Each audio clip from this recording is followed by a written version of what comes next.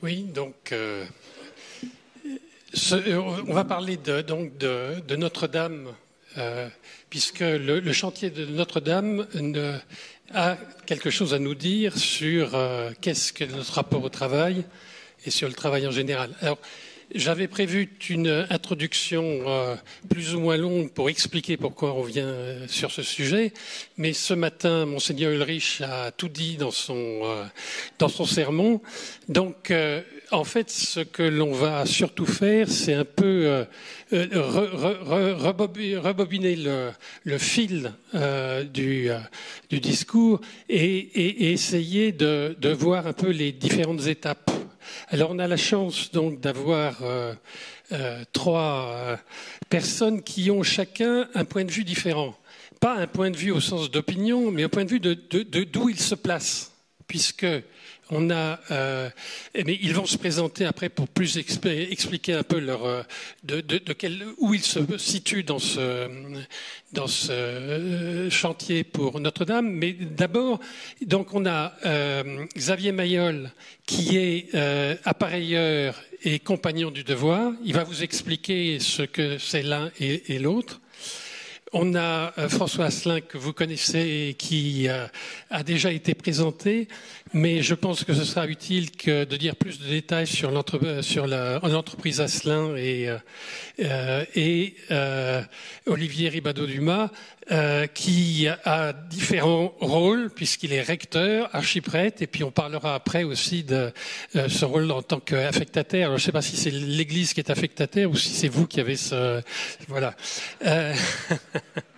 Donc, on va commencer donc par chacun va se présenter, comment décrire ce qu'il fait, et puis dans un deuxième temps, on partira de ce qu'ils ont fait dans le cadre du chantier de Notre-Dame. Donc, Xavier, je propose que vous commencez pour nous expliquer ce que vous êtes et ce que vous faites.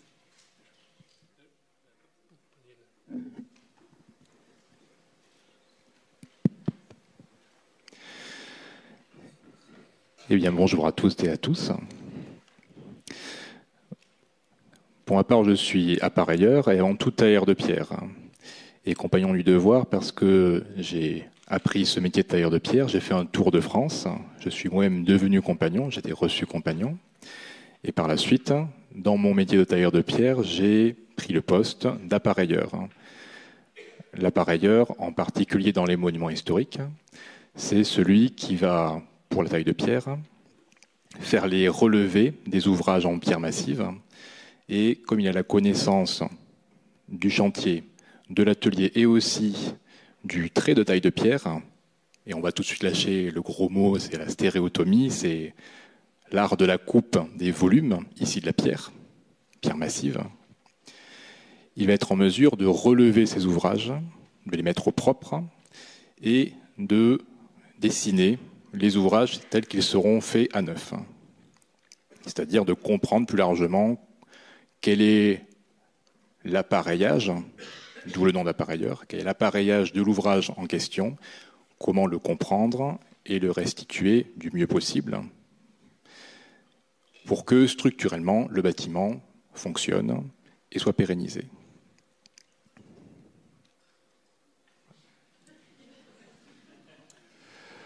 Alors moi, j'ai pas fait grand-chose. C'est mes charpentiers qui ont fait plus que moi. En fait, l'entreprise Asselin a fait un groupement. Nous avons fait un groupement avec 3 autres PME.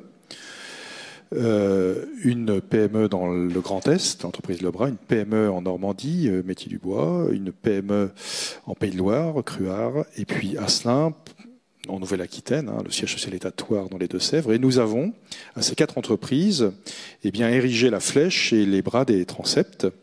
Voilà, donc on s'est bien amusé. Juste sur l'entreprise Asselin, vous êtes combien et quels sont les métiers que vous... Alors nous sommes 125 collaborateurs dans les métiers de la charpente, menuiserie, ébénisterie et ferronnerie d'art. Et donc voilà, c'est une vieille entreprise familiale, si je puis dire. Et notre spécialité, c'est vraiment la restauration du patrimoine. Voilà, donc Notre-Dame, évidemment, s'il y a quelque chose qui s'appelle le patrimoine, c'est bien Notre-Dame. Voilà, bonsoir à tous. J'allais dire, d'abord, je suis prêtre catholique, et j'ai essayé pendant toutes ces années d'être prêtre. Qu'est-ce que ça veut dire être prêtre quand on est en charge comme affectataire de la réouverture de la cathédrale? C'est une autre question. Mais en gros, il y avait deux parts dans la mission que j'ai reçue de notre archevêque. La première, c'est d'être l'interlocuteur des pouvoirs publics comme représentant de l'Église pour toutes les discussions qu'il pouvait y avoir autour de la reconstruction de ce chantier, aussi bien avec le ministère de la Culture et son administration qu'avec l'établissement public qui avait été créé pour la reconstruction de la cathédrale.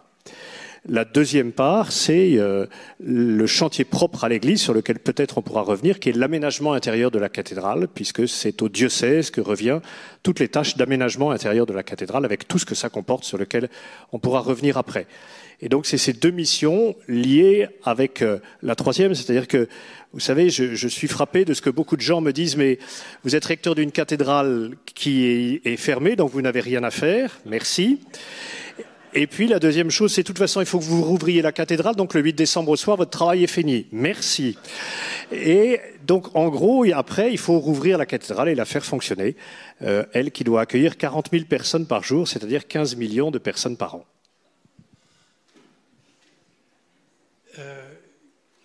Alors maintenant, Xavier, vous avez participé à un morceau bien particulier qui est, si j'ai bien compris, la rénovation de la fermeture de la voûte qui était ouverte. C'était exactement quelle tâche vous avez à Notre-Dame?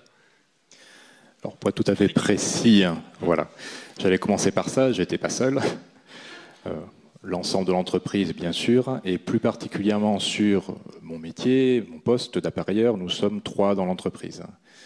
Et nous avons travaillé sur les parties hautes de la cathédrale, notamment la voûte de la croisée du transept, qui s'est effondrée quand la flèche est tombée, parce que ce n'était pas trop prévu au programme qu'elle allait supporter le poids d'une flèche qui lui tombe sur le coin de la figure. Elle l'a pas très bien supporté. Et plus largement, toutes les parties supérieures, à savoir les murs qui sont au-dessus des voûtes et qui soutiennent la charpente et de là la toiture, c'est ce qu'on appelle les murs bahuts. Donc, c'était le cas pour les murs au-dessus du transept et le long de la nef, ainsi que les chemins de ronde, puisque à l'extérieur, tout en haut de la cathédrale, juste sous les toitures, un chemin de ronde fait tout le tour de la nef, le transept, le chœur. Et nous nous sommes aussi attachés à travailler sur les chemins de ronde de la nef, nord comme sud. Et en particulier, moi-même, j'ai travaillé sur les murs bahuts, donc, ces murs qui sont au-dessus des voûtes, et ceux qui sont dans les angles du transept, qui eux-mêmes devaient recevoir la charge de la flèche et de son tabouret. Le tabouret, c'est en quelque sorte les fondations de la flèche, pour le dire très schématiquement, de façon un peu fausse donc. C'est ce qui supporte la partie cachée, qui supporte la flèche en charpente et qui vient reposer sur des murs en pierre, les 4 angles. Tout cela avait bien sûr brûlé, avait été fragilisé par l'incendie et il s'agissait de le restituer en même temps que les charpentiers concevaient, eux, leur ouvrage en charpente, c'est-à-dire que tout devait coller, la pierre pour nous et le bois pour les charpentiers, au millimètre près. Ça devait plaquer. Et quand vous avez à concevoir, à relever et à concevoir des murs apparemment simples, mais qui ne sont pas d'aplomb, pas droits dans tous les sens, et qu'il faut que vous soyez précis au millimètre, c'est pas si commode que ça.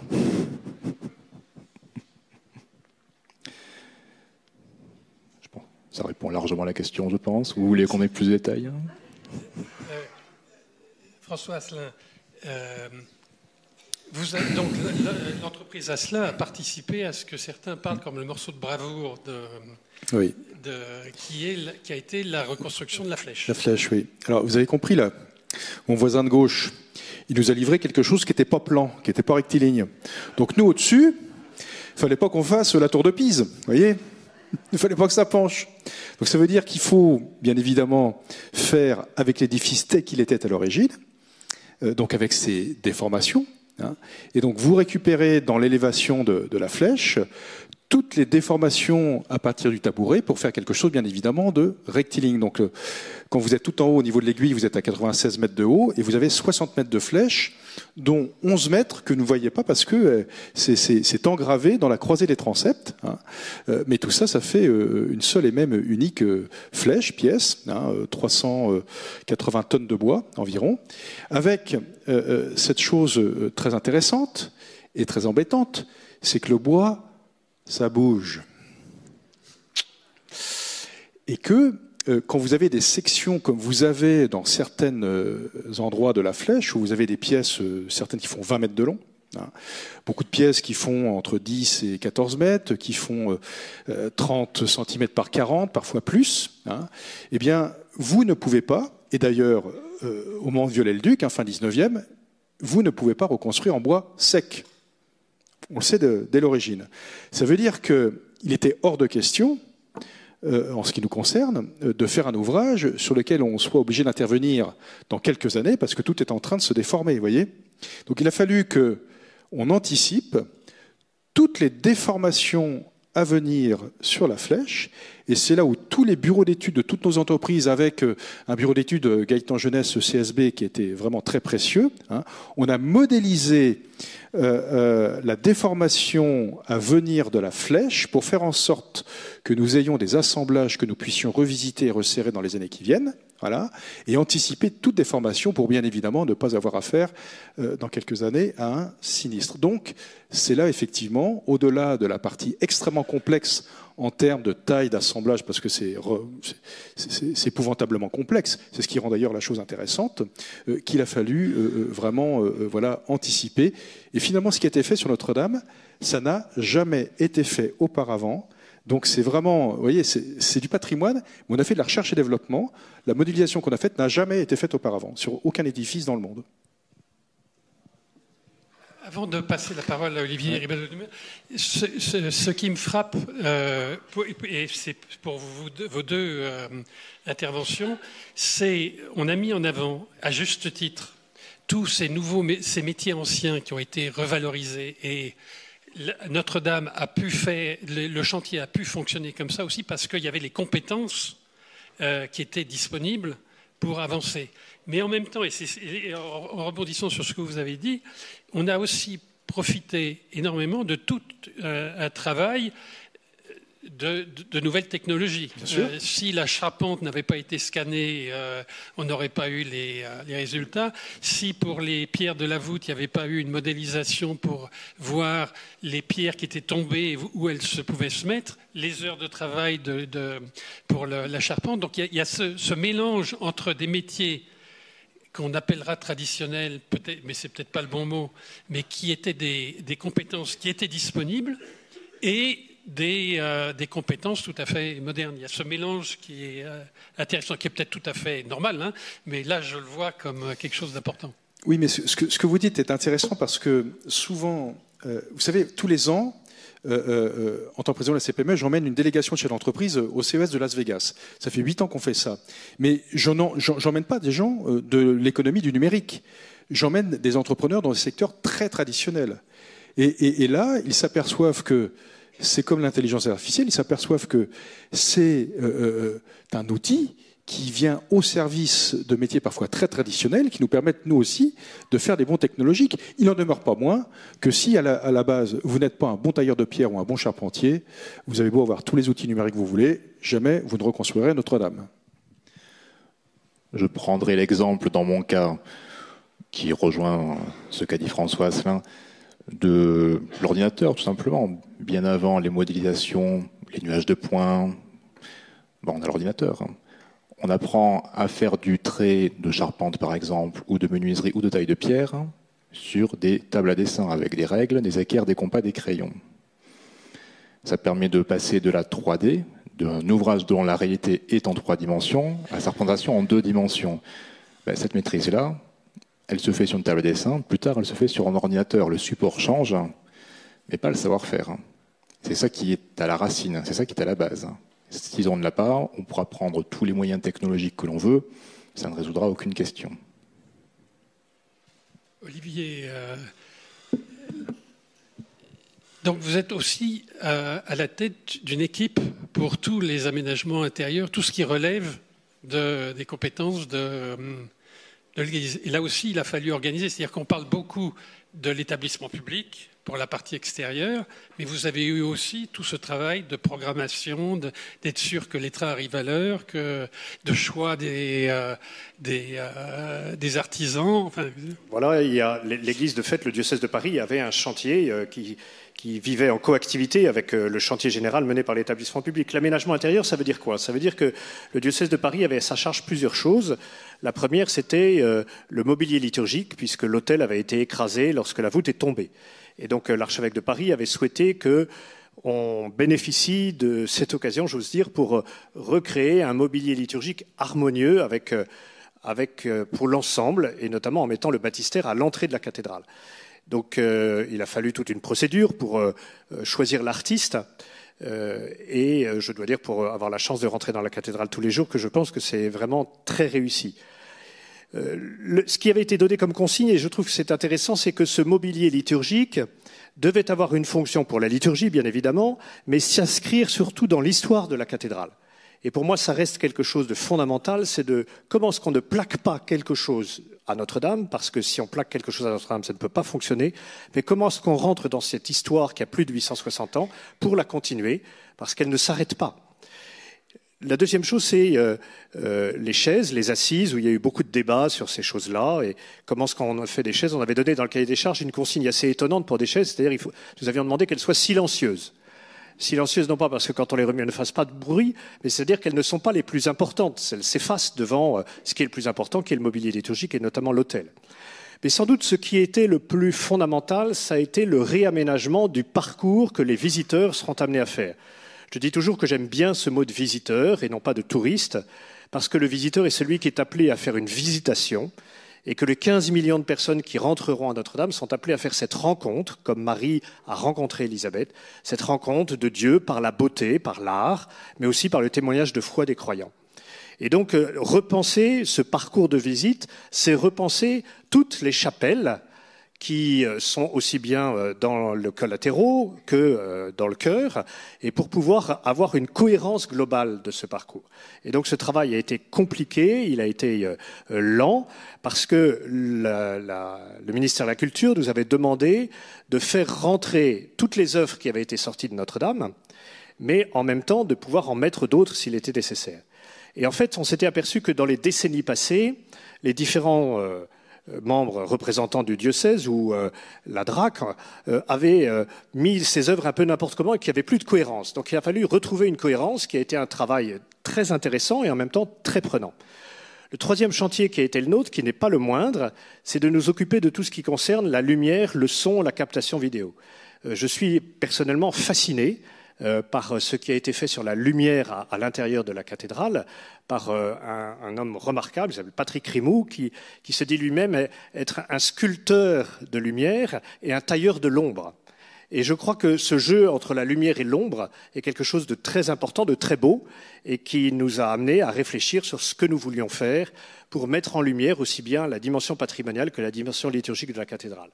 Quatrième élément, c'est tout ce qui concerne la médiation culturelle, parce que accueillir 15 millions de visiteurs, c'est pas simplement traduire dans d'autres langues ce qui se dit en français, mais essayer de faire rentrer des gens de cultures et de religions différentes dans ce qui est en même temps un trésor du patrimoine et en même temps un lieu phare de la foi chrétienne. Et donc ce travail de médiation est un travail essentiel que nous avons essayé de faire. Enfin, dernière chose, le travail, nous avons la responsabilité de deux éléments particuliers. Le premier, c'est le trésor. Le trésor est géré par la cathédrale et nous avons refait toute la scénographie du trésor qui est un véritable musée à l'intérieur de la cathédrale, qui a été complètement repensé, quelque chose honnêtement de très beau. Et en même temps, nous avons confié à Sylvain Dubuisson le soin de construire un nouveau reliquaire pour la couronne d'épines qui soit à la hauteur de l'édifice et à la hauteur de la relique qu'il renferme. Et donc c'est tout cela que nous avons eu en charge. Sans compter ce qui concerne la réouverture. Ça, c'est jusqu'au 7 décembre, si j'ose dire. Mais le 7 décembre au soir, le 8, commence la vie nouvelle de la cathédrale, avec sa liturgie, avec l'accueil des personnes, avec le fonctionnement. Et donc, il y a tout un travail pour faire vivre cette cathédrale dès sa réouverture. Merci. Je voudrais maintenant qu'on a vu un peu les éléments les interventions qui ont été faites dans la cathédrale, qu'on réfléchisse un petit peu sur les conditions du travail. C'est-à-dire, parce que la réalité, c'est que un chantier de cette ampleur, dont on fixe à l'avance la fin du chantier, ça n'existe pas d'une certaine manière. On est dans une situation et on peut dire que quand les choses se passent comme ça, il y a souvent un loup quelque part, pour dire. Et souvent, ça peut être soit que tout ce qui avait été annoncé n'est pas fait, soit qu'en termes de conditions de travail. Enfin bref, il y a plein de raisons qui peuvent expliquer qu'un chantier arrive à l'heure. Et pourtant là, apparemment, le chantier arrive à l'heure et dans de bonnes conditions. Alors qu'il y a eu toute une série d'événements qui se sont produits. Si on se rappelle la pollution au plomb qui a bloqué le chantier pendant un certain temps, il y a aussi la période Covid, et puis il y a les questions archéologiques, par exemple.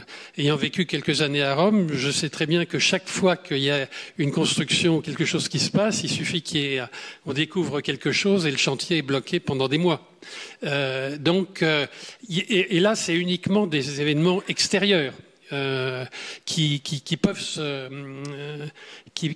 produire.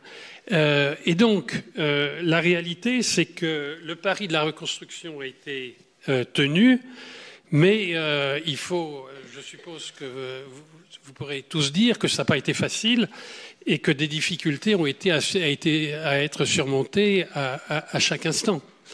Et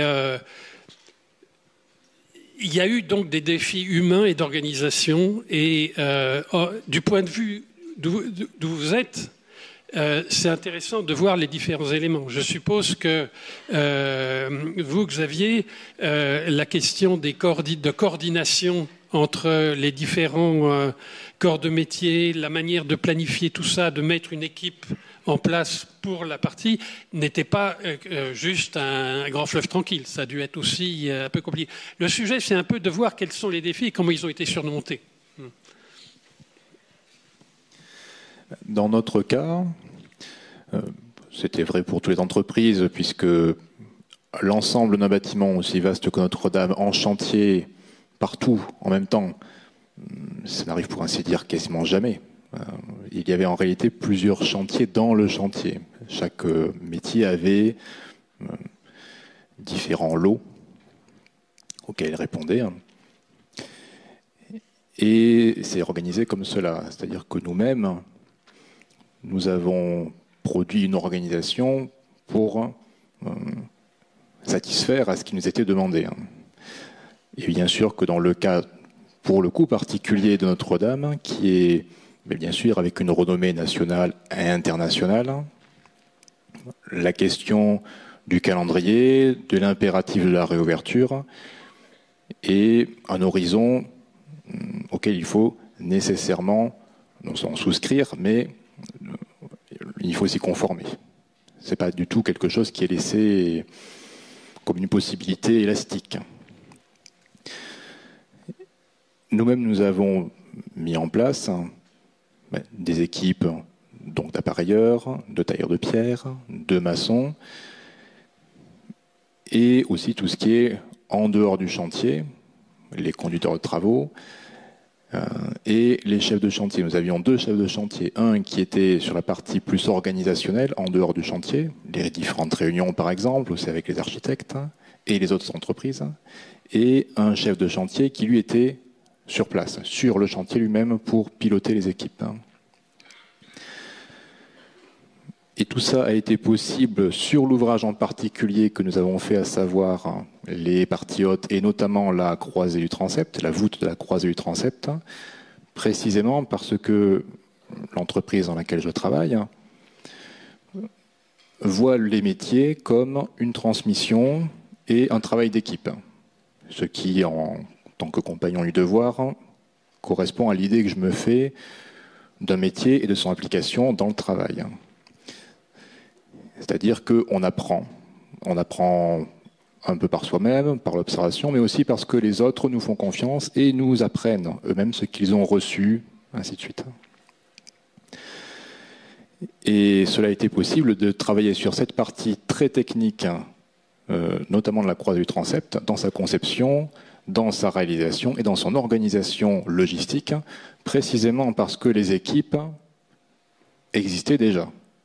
Sans cela, ce n'aurait été impossible, parce qu'on ne monte pas ex nihilo une connaissance des gens entre eux, un fonctionnement, des habitudes. Cela, ça se fait au long cours.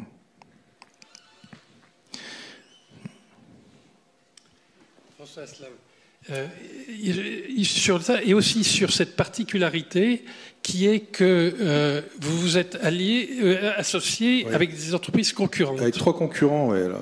Donc il a fallu apprendre à s'aimer. Alors ce qu'on a fait, on a signé une charte entre nous 4. Premièrement, on s'interdit de débaucher des charpentiers d'une entreprise à une autre. Oui, évitons de faire monter les enchères, premièrement. Deuxièmement, on s'interdit de communiquer seul, c'est-à-dire que si on communique, on cite systématiquement les 3 autres entreprises. Hein. Et puis maintenant que c'est fini, ben, j'aime mieux vous dire qu'on se castagne pas mal sur les autres affaires. C'est reparti comme avant. Mais ce qui est moi, ce contexte de chantier, je vous assure, moi, ça fait mon plus beau diplôme, c'est PME plus 31. Ça fait 31 ans que je dirige l'entreprise familiale. Je peux vous dire que des chantiers, j'en ai vu. Mais un comme celui-ci, je n'en ai jamais vu dans le contexte dans lequel on a évolué. Et je pense d'ailleurs à tous ceux qui ont pu donner de leur propre poche de l'argent pour la reconstruction de Notre-Dame. Franchement, vous pouvez être fiers, parce que moi, je suis fier de la façon dont ça s'est passé. On a eu un clergé exigeant, mais sympa. Bon, ça, c'est normal. Ils sont experts en humanité, donc bon, voilà. Faut qu'ils montrent l'exemple. Mais quand même, on a eu une maîtrise d'ouvrage remarquable. Je rends hommage, bien sûr, au général Georgelin, mais Philippe Jost aussi, hein, qui lui a succédé. Vraiment, ce sont des belles personnes. Elles ont tout compris, y compris la maîtrise d'œuvre. C'est-à-dire que, avec Monseigneur, il venait sur le chantier régulièrement. Ils sont venus dans nos ateliers. Ils connaissent nos compagnons. Si bien que moi, chef d'entreprise, au départ de ce chantier, j'étais très inquiet parce que quand je voyais le délai et la complexité, je me dis « Oh là là, va falloir que je motive les gars. » Je n'ai rien fait. Mais je vous assure, je n'ai rien fait. La motivation, elle était, je dirais, intrinsèque à l'objet. À partir du moment où vous avez toutes les personnes qui sont très haut là-haut, là, vous voyez, hein, ces grandes personnes, etc., qui viennent regarder l'ouvrier, comment ça va se passer, etc. Mais c'était gagné, quoi. Et je pouvais vous assurer que sur le chantier, on n'a jamais eu un seul jour de retard. Au niveau qualitatif, les gars ont bossé d'une façon extraordinaire. Et le fait qu'on s'allie entre concurrents, qu'est-ce qui s'est passé? En fait, on a reconstruit la flèche tous en même temps. On a mutualisé les équipes. Si bien qu'un charpentier de chez Asselin, il avait à cœur de montrer qu'il n'était pas plus mauvais que le charpentier de chez Tartampion. Et puis la pause café, c'est pas 15 minutes parce qu'on est courageux, hein. Donc en 5 minutes, le café, il a avalé. Si bien qu'en termes de productivité, on parlait de productivité ce matin, je n'ai rien fait, je vous assure. Hein. Donc tout ce contexte, je vous assure, grâce à Notre-Dame, moi j'ai pu le vivre hein, en tant que chef d'entreprise, mais je pense aussi que mes équipes l'ont vécu comme moi je l'ai vécu, et c'est une très grande fierté. En tout cas, voilà, si tous les exemples que je peux connaître de coactivité se passaient comme à Notre-Dame, j'aime mieux vous dire que parfois on serait beaucoup plus heureux, on dormirait mieux.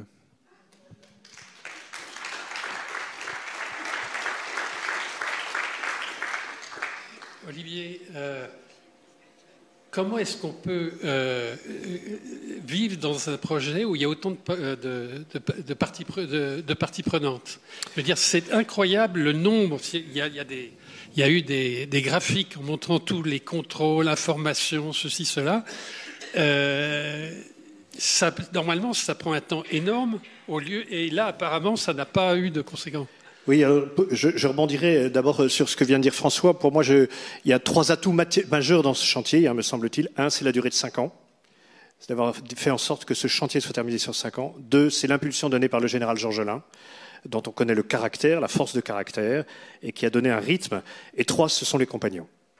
Je dois dire que moi, j'étais avant recteur de Lourdes, puis avant la conférence des évêques, mais je suis rempli d'admiration devant ces compagnons, rempli d'admiration devant ces hommes et ces femmes qui ont un dévouement, qui ont un savoir-faire et qui, je crois, ont vécu, Xavier serait bien mieux placé que moi pour le dire, mais qui ont vécu à Notre-Dame quelque chose de spécifique et qui, moi, fait mon bonheur de prêtre. C'est ça mon bonheur de prêtre, c'est d'être avec les compagnons et d'être au milieu de tous ceux qui travaillent sur ce chantier. Après, je trouve que pour moi, le défi le plus difficile, c'est pas tant la multiplicité des acteurs, parce que la multiplicité des acteurs, j'allais dire, en ce qui concerne le chantier, il y a quelqu'un qui s'appelle l'OPC, qui est chargé de faire un calendrier et qui vérifie que chacun est à sa bonne place et travaille au bon moment. Mais ce qui est le plus difficile, c'est l'imprévisibilité. C'est-à-dire, on a dit 5 ans, mais il suffit qu'il y ait une crise de Covid et on se prend 6 mois dans la tronche. Il suffit que, je sais pas, l'inspectrice du travail passe et dise, là, c'est échafaudage et pas conforme, donc on arrête le chantier pendant un moment. Il y a des tas de choses qui sont imprévisibles. Une petite chose, nous, on va ouvrir la cathédrale le 7 décembre. On ouvre la cathédrale avec 50 salariés qui sont en train d'être tous embauchés là maintenant, qui ne connaissent pas la cathédrale, et on a une marche à blanc. Parce qu'il faut savoir comment on allume l'électricité, comment on fait marcher le chauffage, comment on règle les 1600 projecteurs, comment on règle les plus de 1000 haut-parleurs, comment l'évêque s'installe et célèbre la messe, etc. C'est des choses comme ça qu'on ne sait pas faire. Il y a 1 an, on nous a dit vous aurez 2 mois pour la marche à blanc. Il y a 6 mois, on nous a dit vous aurez 1 mois pour la marche à blanc. Il y a 3 mois, on nous a dit on verra pour la marche à blanc. Et là, nous n'avons pas encore commencé la marche à blanc. Ça ouvre dans 15 jours. Donc, l'imprévisibilité. Et pour ça, il n'y a pas de réponse, si ce n'est pour moi croyant, la foi, c'est-à-dire de me dire, si c'est moi, Olivier, qui guide ce chantier et ce que j'ai à faire, c'est mort. Mais je pense qu'il y a un autre, et l'Esprit Saint agit, et l'Esprit Saint agit aussi en mettant l'unité au cœur de ceux qui parfois pourraient être désunis. Et 2, c'est la devise que je fais depuis que j'ai été en responsabilité dans les JMJ, c'est SPA, souplesse, patience, adaptation. Et je crois que ça, c'est vraiment essentiel, en faisant en sorte qu'on n'accomplisse pas simplement un travail, mais on accomplit une œuvre. On est au service d'une œuvre. Et on ne vient pas simplement travailler le matin, mais on est conscient de faire quelque chose qui nous dépasse. Et je pense que c'est ça qui permet aussi que nous puissions rouvrir d'ici quelques jours. Oui, vous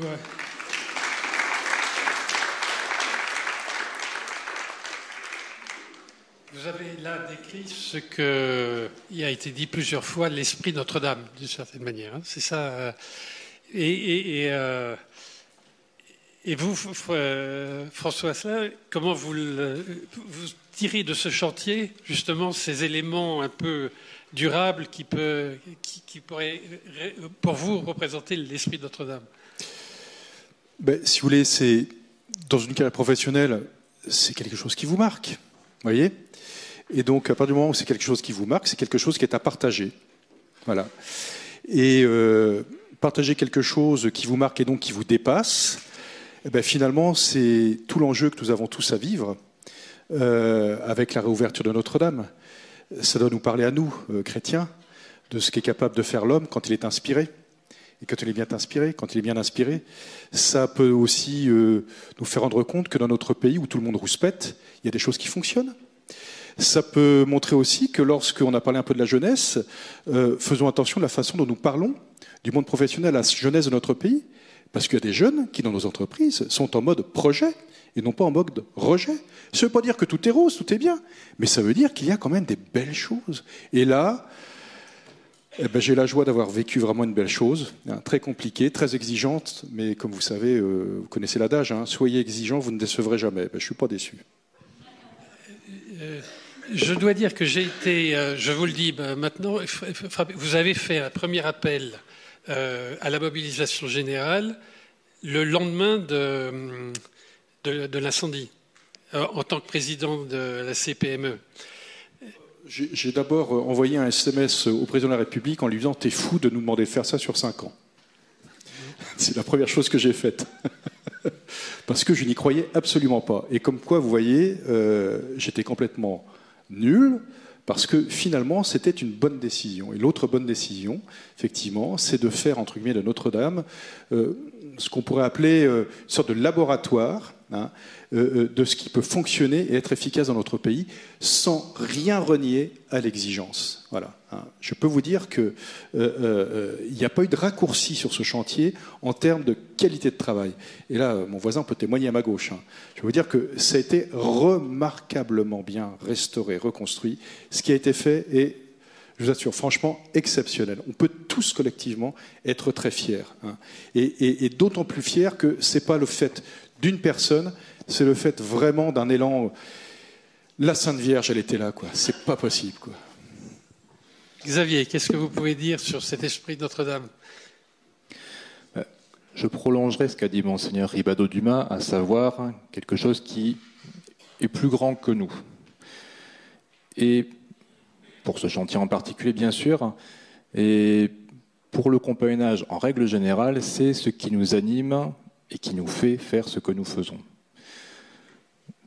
Pour ma part, quand j'ai découvert, quand j'étais encore apprenti, la règle des compagnons du devoir, j'ai vite compris qu'on parlait la même langue, à savoir, cette devise qui est d'une formulation géniale à mon avis, c'est ni s'asservir, ni se servir, mais servir.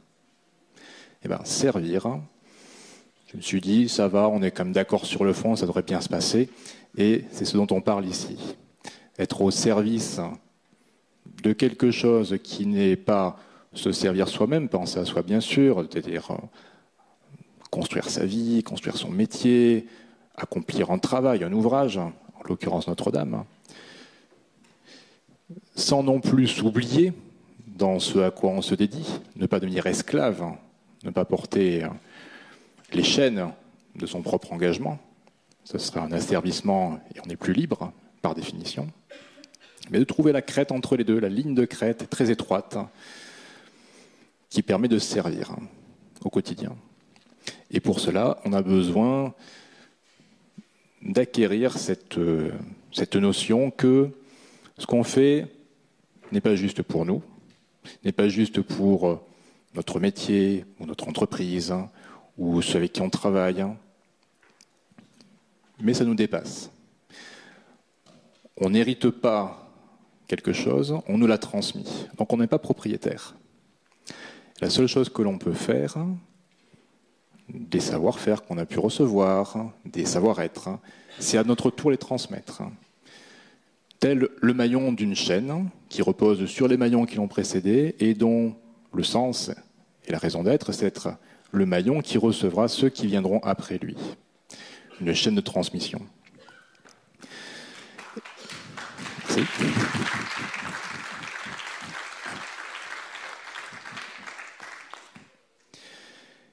Et cela peut se développer avec ce que nous disons que doit être un compagnon.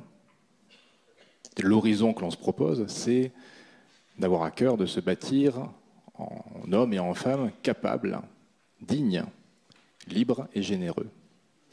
Capable, c'est savoir faire ce qu'on fait et du mieux possible. Avoir un métier, plus qu'un travail. Nous, c'est le métier qui est au cœur, qui est le point de départ en tout cas. On arrive au compagnonnage par un métier. Pas pour un métier, mais par un métier. On espère qu'on sera quand même un peu fier de ce qu'on fait, c'est très important. On se lève pour quelque chose, on se lève pour du concret. Ce travail, ce métier doit nous rendre dignes. Mais ce n'est pas suffisant. La finalité de ce métier que nous avons en main, ce n'est pas lui-même. C'est bien le bonhomme ou la bonne femme qui l'exerce. Et on a à cœur que cette personne-là devienne libre dans sa vie, si libre de ses choix. Et pour ce faire, le métier est un moyen, pas une finalité. Et enfin, on en revient à ce qu'on disait sur la transmission, ça ne nous appartient pas à tout cela. On l'a reçu, on l'a voulu certes, bien sûr, mais on l'a reçu parce que d'autres nous ont fait confiance. D'autres nous ont transmis, nous ont aussi parfois remonté les bretelles quand il le fallait. Et on ne peut que, à notre tour, donner ce qui ne nous appartient pas, ce qu'on a reçu comme dépositaire, pas comme propriétaire. Donc il faut être généreux, capable, digne, libre et généreux. C'est ce qu'on se propose et dans nos vies professionnelles, c'est là que je reviens plus concrètement à Notre-Dame, dans ce cas très particulier, eh ben, c'est cet état d'esprit qui était pleinement à l'œuvre pour être au service d'un bâtiment, en l'occurrence, qui va plus loin que simplement des pierres ou du bois ou du plomb pour les couvreurs, mais d'une œuvre humaine qui ne peut que nous apporter de l'humilité. Sans humilité, on est dans l'orgueil, la vanité, l'hubris, comme le disaient très justement les Grecs. Et quand on est dans l'un de ces trois mots, de ces trois, j'allais dire péchés, en tout cas dans ces défaillances, soyons plus charitables, on sait qu'on ne pourra pas mener un ouvrage et que l'on va se perdre, qu'on ne sera plus dans le service, mais dans l'asservissement ou se servir.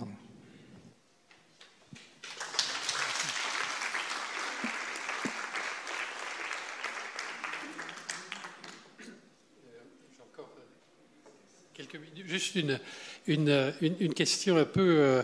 alors, vous y avez déjà un peu répondu. C'est un petit peu... Le chantier de Notre-Dame est un chantier très spécifique. Et en même temps, il y a toute une série d'éléments qui peuvent être utilisés pour toutes nos réflexions sur le travail en général. Voilà, je voulais juste avoir votre commentaire sur cet aspect-là. Vous savez, ce qui se joue à travers la préservation du patrimoine, c'est nos racines, c'est notre culture. Donc, il faut regarder ça avec beaucoup de sérieux. Ensuite, comme toutes les entreprises, tous les artisans, et puis nos gars, nos compagnons qui œuvrent sur la restauration du patrimoine, s'il n'y a pas de marché, il n'y a pas de travail, il n'y a pas de formation. Donc, quand on est dans une situation comme on connaît aujourd'hui les finances de l'État, c'est sûr que c'est pas rien de poser ce choix politique que de se dire il ne faut pas lâcher la restauration du patrimoine. Pourquoi ? Parce que la moitié de nos édifices appartiennent à la sphère publique, c'est État, collectivité. L'autre moitié, c'est des propriétaires qui, pour la plupart, ne sont pas des gens argentés. Et s'il n'y a pas, entre guillemets, le levier fiscal ou l'accompagnement de l'État, il ne se passe pas grand-chose, quoi.